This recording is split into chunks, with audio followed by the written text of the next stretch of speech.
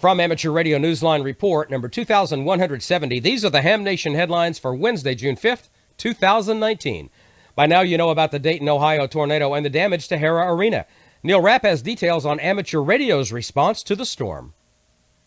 Hara Arena, which hosted its final hamvention in 2016, is gone, a casualty of a deadly tornado that was among 40 or so that spurred the activation of Aries groups throughout the region. Stan Broadway, N8BHL, told the ARRL that the hams would remain active during the recovery process as power outages struck pumping stations, leaving the Dayton area without usable water, and put at least one hospital on generator power. Ohio Aries was operating on HF on both sideband and digital modes and on various VHF repeaters and DMR, and the hams were expected to remain active for several more days. Meanwhile, footage online and on TV showed the remnants of Hara Arena, the venue ripped apart in the state's hard-hit Miami Valley. The National Weather Service confirmed that winds that struck around the already crumbling arena were clocked at about 140 miles per hour, classifying the tornado as an EF3. For Amateur Radio Newsline, I'm Neil Rapp, WB9VPG.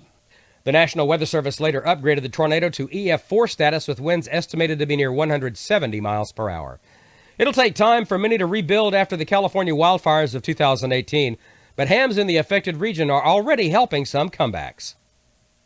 The impact of last year's deadly wildfires is still being felt in California. The Carr Fire and the Camp Fire blazes burned tens of thousands of acres and left thousands homeless. Though hams stepped in and provided emergency assistance with communications at the time, hams are still helping out now in a different way. A fund established by the Mount Diablo Amateur Radio Club has been providing as much as $1,000 to hams whose repeaters were damaged or destroyed by those deadly fires. The club's president, Larry Bradley, KK6QPE, told the local newspaper that the repeaters are essential to maintaining critical radio coverage throughout the region, a mission the club itself has fulfilled for more than 7 decades. Larry told the Red Bluff Daily News, quote, "The club cannot help with the recovery of homes, vehicles, and similar property, but we are able to help with the recovery of certain amateur radio systems to help return ham radio coverage to the affected areas," end quote. Hams who suffered repeater losses and are seeking grants should contact the club at info@mdarc.org.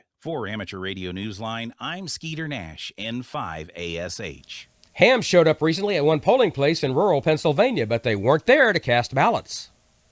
Hams got the vote recently in French Creek Township. The rural community in Pennsylvania needed hams' help to transmit election returns from a polling site inside a local church to the election bureau at the county courthouse. The church where voters turned out for the recent primary election lacks landline telephone service, so another means of filing the results had to be found.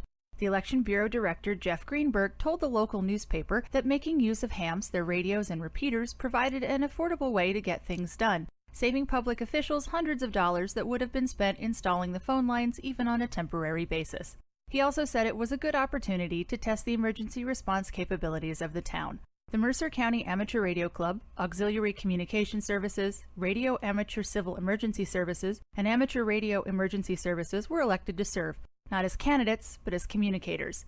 Mike Varga, NR3C, said the hams worked 3-hour shifts in turn at the church and at the courthouse itself as the day's balloting went on. Frank Giannetti, Mercer County Public Safety Director, had suggested the county use the hams for the elections based on a local officials' previous partnership with them during a pandemic drill conducted by health agencies. Clearly, the hams got the county's vote. For Amateur Radio Newsline, I'm Heather Emby, KB3TZD. The nominees are in for the 2019 Newsline WA6ITF Young Ham of the Year Award. All nomination packets are now in the hands of the nomination committee, and the winner will be announced in a few weeks. Thank you to all who nominated a young amateur, and good luck to the nominees. We'll present the award in August at the Huntsville Hamfest in Alabama, and of course, you're invited to join us. And that's all from the Amateur Radio Newsline, your independent source for amateur radio news for 4 decades and counting at arnewsline.org.